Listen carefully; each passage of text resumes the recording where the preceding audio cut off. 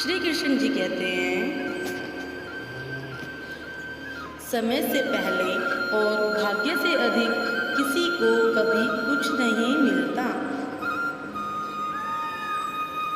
ये स्टोरी उन लोगों के लिए है जो अपनी ज़िंदगी में समय का सही तरह से उपयोग नहीं करते हैं।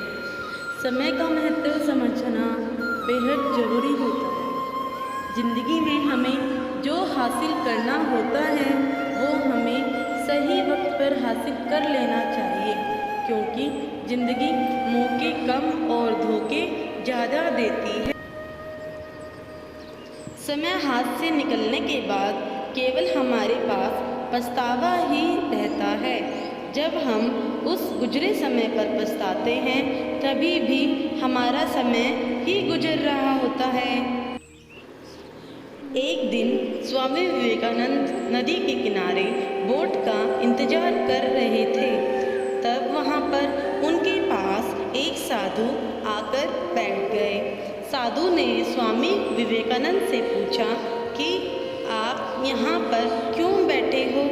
स्वामी विवेकानंद ने कहा कि मैं यहाँ पर बोट का इंतजार कर रहा हूँ। साधु ने पूछा, आपका नाम क्या है?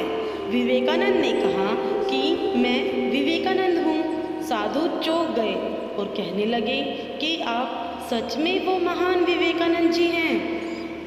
जी हाँ, विवेकानंद ने कहा, हाँ मैं ही स्वामी विवेकानंद जी हूँ। साधु ने विवेकानंद से कहा कि तो फिर आप क्यों यहाँ पर बैठे हो? और इतना कहते ही साधु पानी पर चलने लगे। साधु ने पानी पर चलते हुए स्वामी विवेकानंद से कहा कि देखो मैं पानी पर चल सकता हूँ, क्या आप नहीं चल सकते हो? स्वामी विवेकानंद ने उसका उत्तर नहीं दिया। कुछ देर बाद बोट आ गई और स्वामी विवेकानंद ने उस साधु से कहा कि आप भी चलिए मेरे साथ उस बोट पर। साधु बिना कुछ सोचे तुरंत विवेकानंद के साथ बोट में बैठ गए। स्वामी विवेकानंद ने उस पर पहुंचते ही बोट का भाड़ा दिया, सिर्फ 1 रुपया। विवेकानंद ने बड़े ही विनम्रता से साधु से पूछा कि आपने ये अद्भुत विद्या प्राप्त करने में कितना समय गुजार लिया? साधु ने कहा कि मैंने ये विद्या प्राप्त करने में 15 साल व्यतीत किए, तब जाके मुझे ये विद्या प्राप्त हुई है। स्वामी विवेकानंद ने साधु से कहा कि आपने जो विद्या प्राप्त की है उस विद्या के लिए केवल 50 पैसे देकर आप इस पार से उस पार जा सकते हो।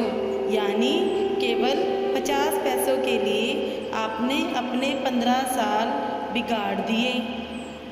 स्वामी विवेकानंद का कहने का तात्पर्य सिर्फ यही था कि हमें समय का सदुपयोग करना चाहिए। हमें इस तरह बेकार के कामों में अपना समय नहीं बिगाड़ना चाहिए। हमने इस कहानी के माध्यम से कृष्ण जी के विचारों को आपके सामने रखने की कोशिश की है। अगर आपको हमारी कहानी अच्छी लगी हो तो अपने फ्रेंड्स के साथ भी शेयर कीजिए और कमेंट में बताइए कि कैसी लगी आपको ये कहानी।